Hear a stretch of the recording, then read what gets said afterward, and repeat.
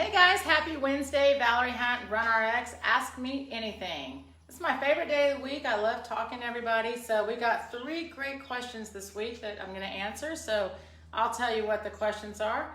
So the first question, which is one of my favorites, I don't have time to do the drills and I just want to go do my run. So what could I do, to make sure I'm doing some kind of practice, which is a good question. Second question was, hey, I'm really enjoying the running. I'm faster. My heart rate's up a little bit, but I am definitely feeling stress in my hamstrings, so please help. And the third question was about shoes, which I always get questions about shoes. And the question was about, do I recommend barefoot shoes? And so I will go, let's go in reverse. Let's talk about the shoes for just a second. So when people come in to the running, like let's say you want to run, right? I just want to go running. And so I go to the running shoe store, which is what I did also when I first started running. And I've been running now, for over 30 years. As far as like signing up for a run or running more than just as recreation, right? Distance. So when I first started running, I did the same thing. I went to the running shoe store and I said, hey, I want to be a runner. And they said, here's some running shoes. So off I went to go running in my running shoes. And then I started getting injuries. So I went back to the shoe store and they said, oh, well, try these other shoes. And that wasn't a good answer for me because it's not the shoes. And so this is really, really important. What is the running shoe for? Let's just start with that. Running shoes protect your foot from the ground. Like if there's rocks on the ground, if there's any kind of element that could hurt your foot, or if it's hot outside, like I live in Texas, the pavement's like 100 degrees. Ow! So shoes are to protect your feet. So first and foremost, you should feel protection from, like I can go running, I'm not gonna worry if I touch something on the ground. They should be very comfortable. They should be flexible. They should move with your foot. When you put on a shoe, and you stand in it, you should still feel like you're standing on your feet. So the answer with what shoes should I wear is it's very personal because I don't know how you feel in your feet.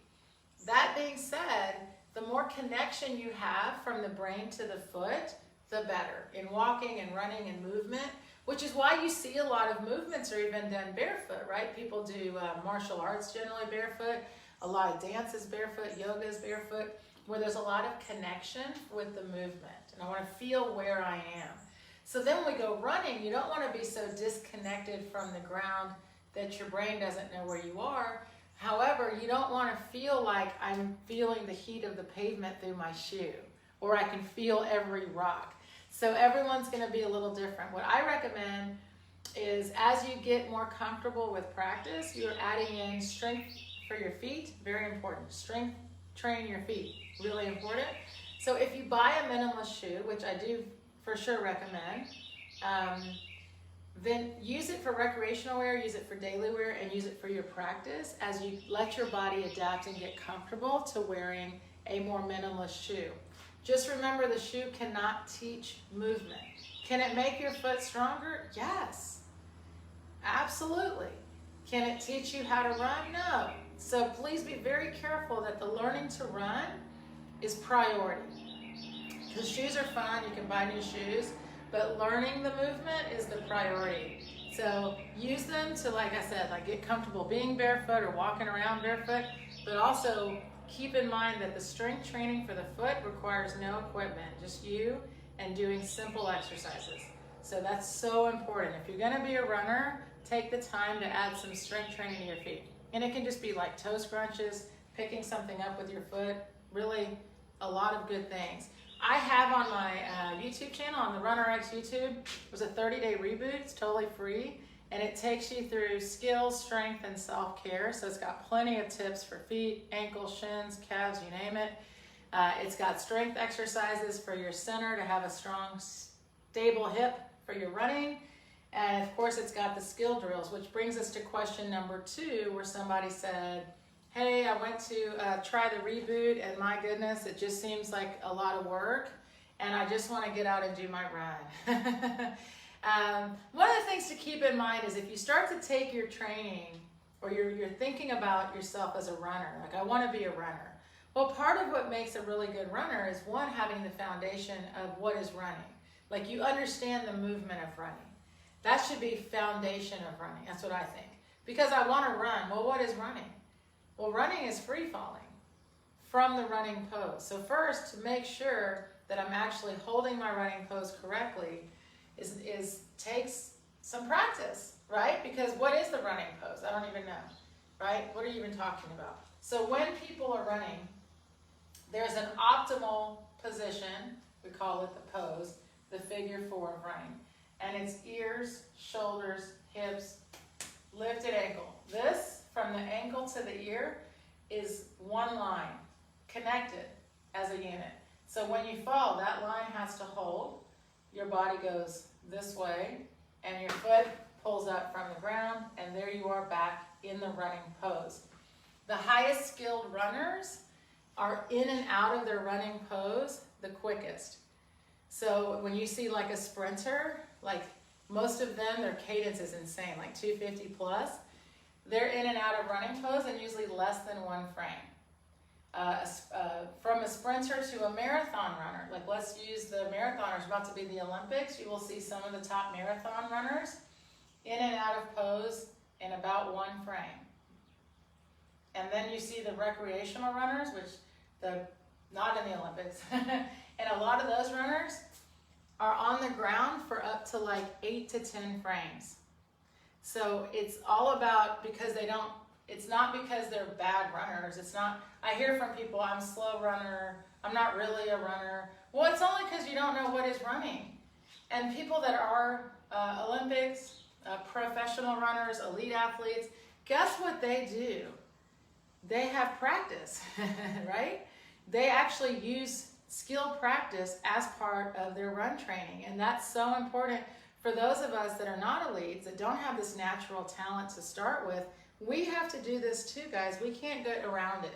And it's, a lot of people will say, well, just give me a stretch. Like, oh, my calves are hurting. What's a good calf stretch?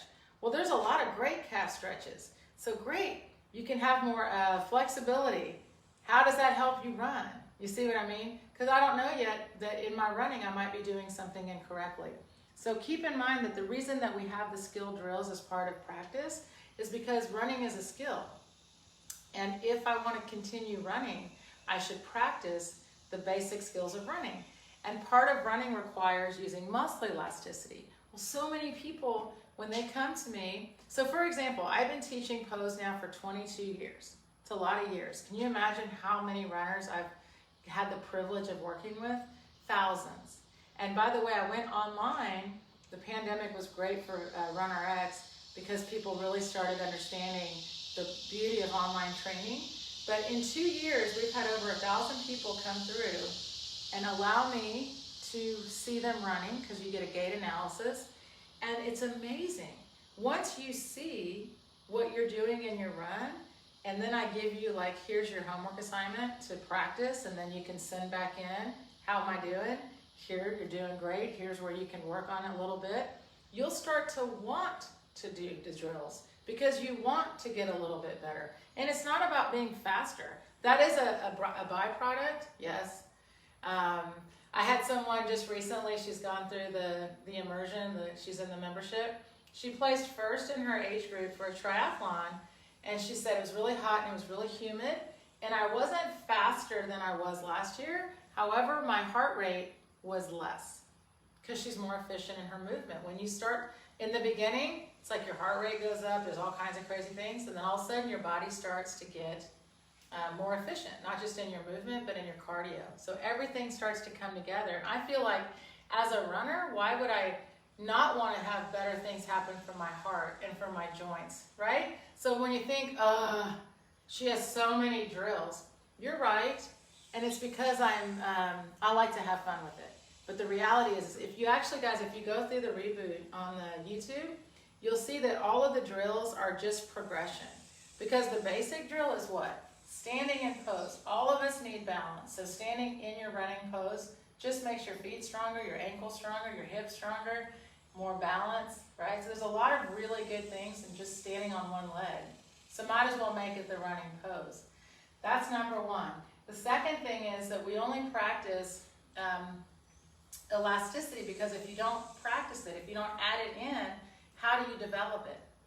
If you're out running and you haven't been practicing muscle elasticity, it doesn't just show up. I wish, right? So think about that. If I am not including elasticity hops as part of my training, and I'm asking for 10 repetitions, so it's not a lot. But if I don't ever put it in, why do I think it's going to show up when I'm running? Like, we expect our body to perform, right? I tell my body, hey, today says on my plan 5 miles. Here we go, 5 miles. Then when my body's like, wait, I'm not really prepared for 5 miles. You know how it tells you? Usually pain, right? And you're like, no, but it says 5 miles. Well, what about if you spend 5 minutes before you run getting your body ready to run, right? I mean, my warm-up is 5 minutes of literally standing in the running pose so I can check my balance, doing some pulls, which is my action and running, a few hops to get my feet ready to bounce, ready to use elasticity. Some, everything's about what I'm about to do. If in your warm-up you're not preparing your body for what you're about to do, it's hard for your body to be prepared, right? And the warm-up is not rushing out of your car to the start line. You see people, we laugh about it. I was that runner. I'll admit it. I mean, it used to be where we would think, oh, I'm about to run 5 miles. I'll warm up. The first mile will be my warm-up. Getting to the start line, I'll warm up, right? And then you realize it's not about being actually warm. It's about preparation. Now my body's prepared to go running. I just talked to my body and I checked in with my body and I'm feeling pretty good about going running, right? Oh yeah, there you go, Rachel. So she's been practicing unweighting her feet. And she's coming back from an injury, not a running injury, but definitely rebuilding her whole leg injury. So it's like, now you can start to think about what I'm trying to feel. And this is, I get on people for this because if I'm just like, oh, I gotta run. Here's the best part about the drills and about run practicing, if you will. You don't have to be running to learn how to run. It's the best. Meaning running itself there's a gait cycle, right? So I just told you pose. Well, when can I stand and pose? Well, whenever I feel like it. Why not get up from your desk every once in a while and then just stand and work on balance, right? Pulling. Pulling is the action in running. I can do it standing. Right? I don't have to be out running to practice running. Falling, which is the biggest thing people miss because we can't see it. Falling it's using gravity for acceleration. So gravity does 3 things in your run. Well, it does a lot of things, but for us, what we want to use it for. Gravity is acceleration and deceleration. So if I want to run faster, fall more. I don't want to run quite as fast, fall less. It's like using your gas pedal in your car. And in the beginning, you have to feel it. You have to practice it. You have to develop a relationship with gravity, right? I can't just think it. I have to actually take some steps to feel. So that's important. And the best thing that gravity does for you, so it accelerates us, right? Like I just said, gravity's acceleration. Running is free falling. So if I'm not falling, I'm not running. I'm moving. I'm pulling my feet.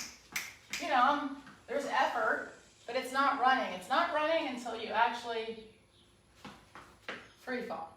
And that's so important because it's a huge element in running and it's free. We can all practice and we all have the same opportunity to take advantage of that free fall.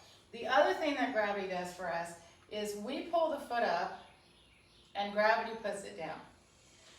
So gravity is our acceleration. Gravity initiates forward movement. So in order for my body to start movement, it's fall. And then I pull my foot to continue traveling, to continue redirecting that fall. So important. So if I'm just pulling and I'm not falling, you're going to feel muscle fatigue, right?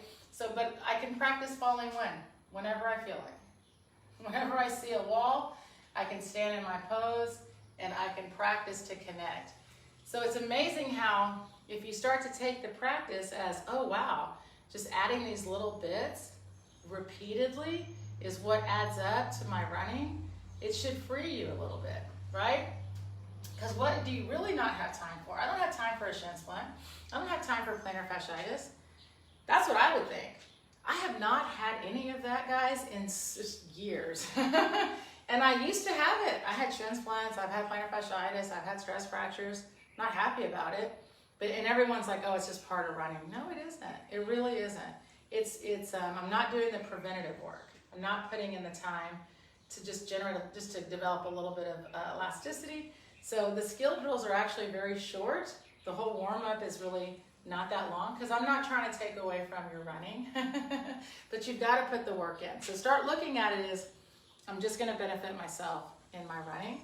And then the other question was a really good one. And basically he was like, and he's playing sports as well, so rugby player. So I'm sure you're playing hard. If I'm feeling my hamstring, what does that mean? So his question was, I'm getting like hamstring pulls.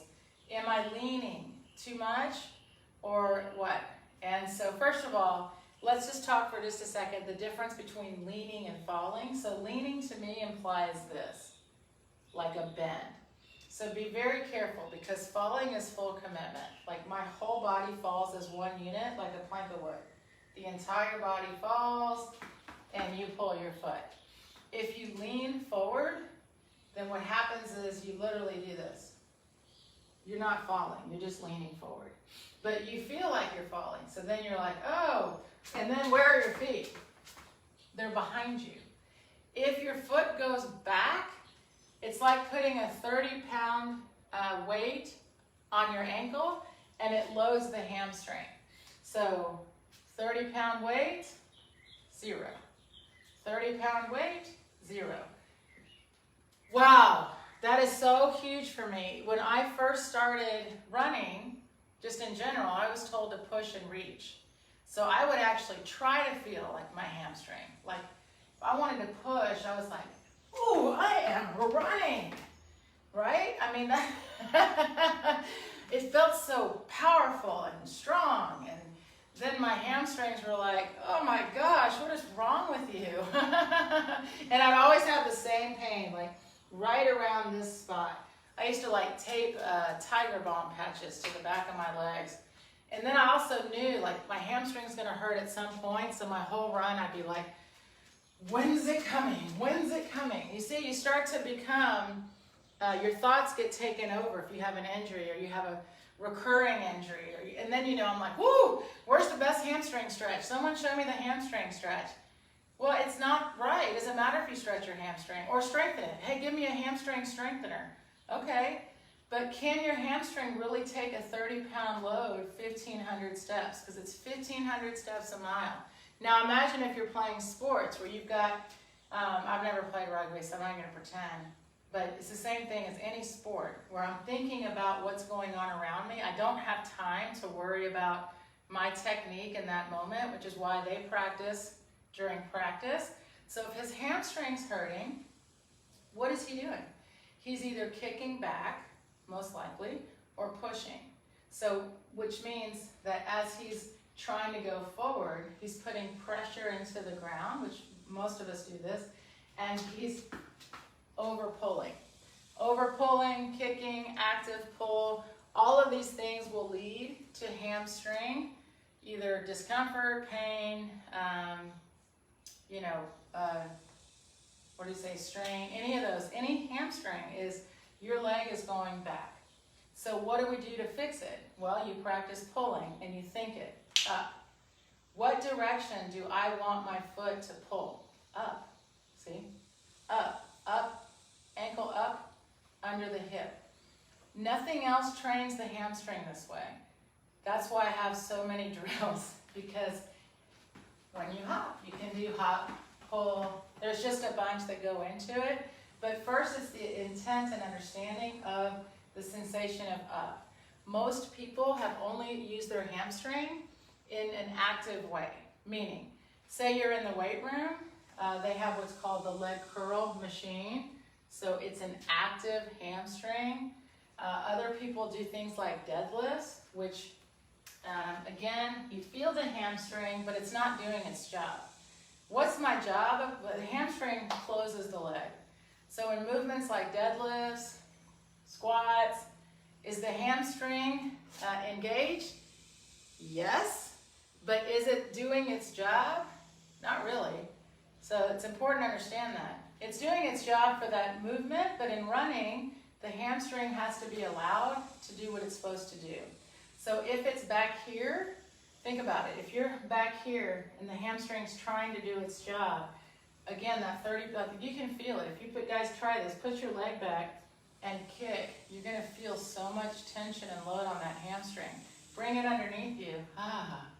When we run, we only use 10% active contraction of the hamstring. 10%.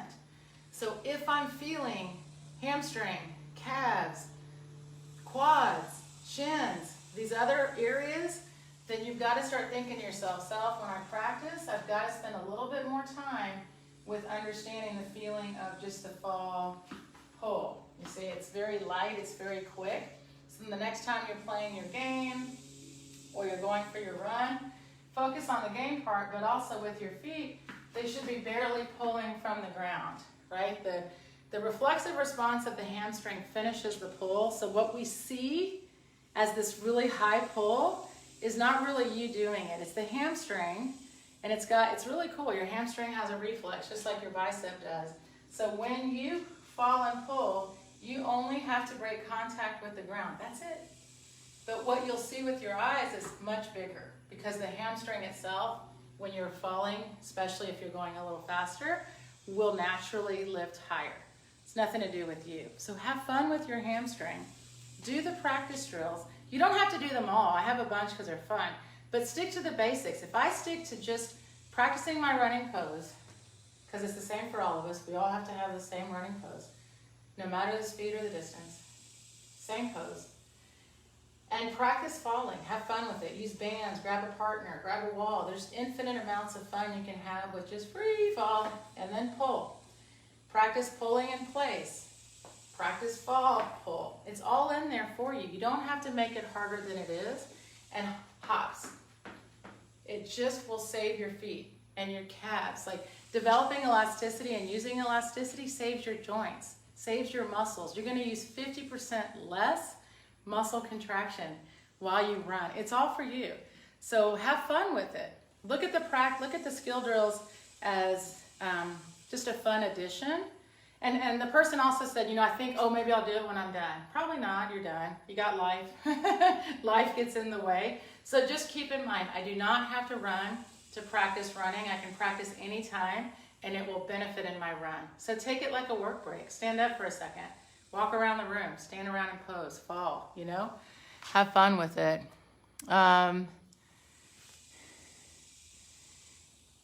Let's see. I noticed I wasn't letting...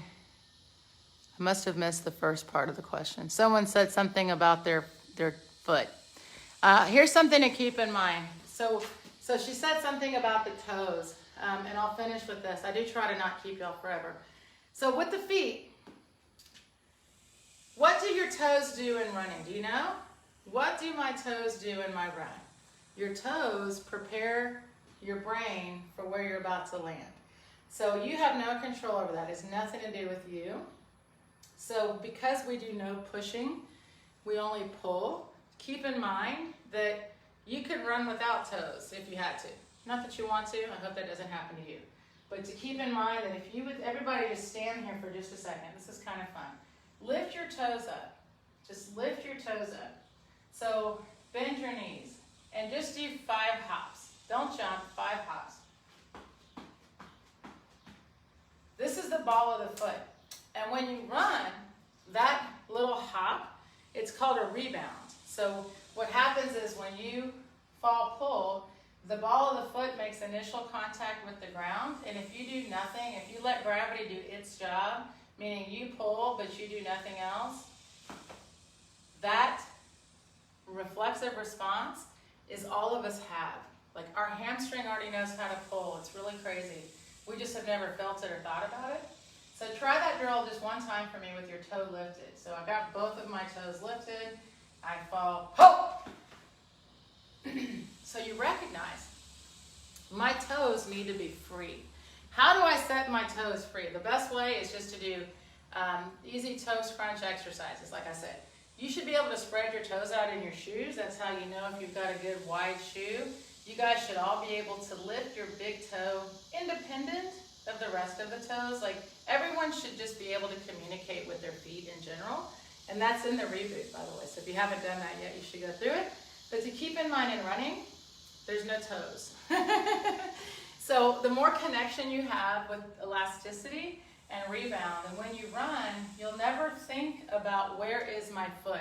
You let go of like foot strike, you let go of push off, you let go of these thoughts, because my only thought in my running is where am I falling to, and then the word up, because up is the direction I want my foot to travel. And so you find your fall point, you let go, up, up, up, up. It's that nice, and I'm pulling up from the ground, and I want to be unweighted. That's what you want. You want to feel your body weight up and forward. It's a connection with gravity that you develop, right? And then over time, you don't have to think these thoughts so much. You will feel falling. Like, I don't have to look, where am I falling to at this point? I can look at you and I can fall, because falling is something you allow to happen, but you have to develop that, right? So these connections you get with a little practice is amazing, because then when you go running, you're like, woohoo, I'm going free falling. And every time you run is an opportunity to connect, because we all have the same ability to feel and use gravity. All of us do.